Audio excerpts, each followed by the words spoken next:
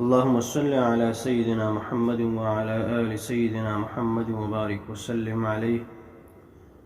وعن أبي هريرة قال إن فقراء المهاجرين أتوا رسول الله صلى الله عليه وسلم فقالوا قد ذهب أهل الدثور بالدرجات العلا والنعيم المقيم، فقال وما ذاك؟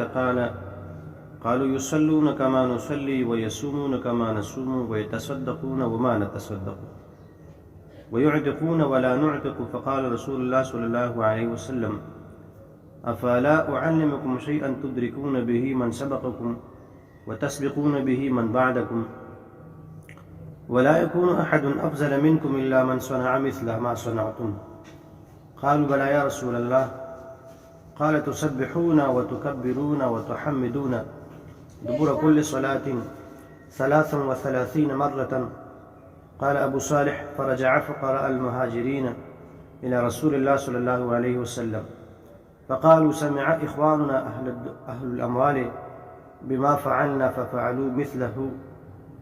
فقال رسول الله صلى الله عليه وسلم ذلك فضل الله يؤتيه من يشاء. په دې حدیث کې پیغمبر علیه السلام مبارک ته فقراء د مهاجرین ورال نبی علیه السلام مبارک ته فرمایي چې یاره دا چې کوم مالونه والا خلک دي نو هغوی په درجو کې زموږ نه زیاتې درجې حاصل کړل، د جنت چې کوم نعمتونه دي هغه ټول هغوی زموږ نه زیات حاصل کړل. نو پیغمبر علیه السلام مبارک ته فرمایي چې وما ذاک، او داسې څه شی دی چې مطلب هغوی تاسو نه زیات دغه حاصل کړل، په څه وجه باندې؟ نو قالو یو فرمان چې یصلون کما نصلي ويصومون کما نصوم، یعنی دغه خلک چې څنګه مونږ منځونه کوو نو دغه رنګې هغه هم کوي، او څنګه مونږ روجې نیسو نو هغه هم نیسي، یعنی دا خو زمونږ د هغه یو شان برابر وي. خو یو خبره دا ده چې ویتصدقون وما نتصدقو، هغوی صدقې ورکوي، خیراتونه کوي، خو مونږ نشو کولی ځکه چې مونږ سره مالونه نشته دي. ویعتقون ولا نعتق، هغوی غلامان ازادوي، مونږ نشو ازادولی ځکه غلام ازادېدل دا خو په پیسو باندې کېږي، مونږ سره خو داسې پیسې او دغه نشته، مالونه نشته، په څه به ازاد؟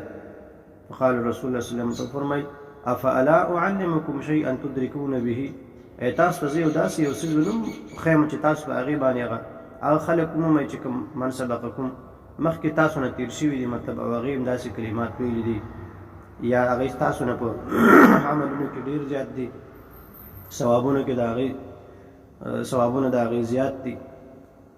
وتسبقون به من بعدکم، او چې کوم ستاسو نه وروستو خلک راځي هغوی سره پې تاسو سبقت حاصل کوئ په هغوی باندې.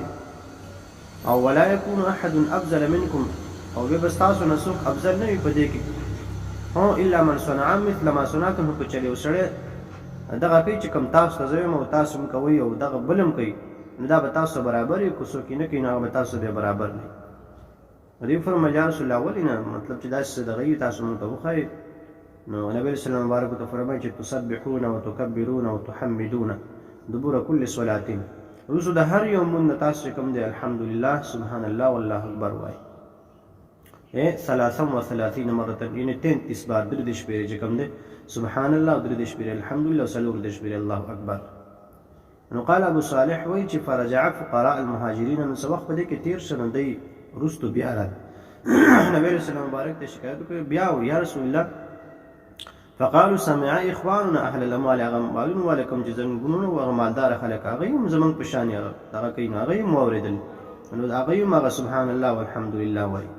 نبی علیه السلام مبارک ورته فرمایي چې بس ذلک فضل الله یؤتیه من یشاء، بس دا خو د الله فضل دی چې چاته ورکوي د هغه خوښه شي، مال چاته ورکوي چاته نه ورکوي، دا خو د الله خوښه ده. ما چې تاسو ته کوم کلمات وښودل نو دا دغې برابرېږي، که تاسو کوئ په دغه باندې عمل کوئ نو دا برابر ثواب به تاسو ته میلاویږي. خو که چېرې هغوی هم دا کوي او مالونه مو سره دي نو بیا دا د الله فضل دی چې چاته یې خوښه شي هغه ته ورکوي.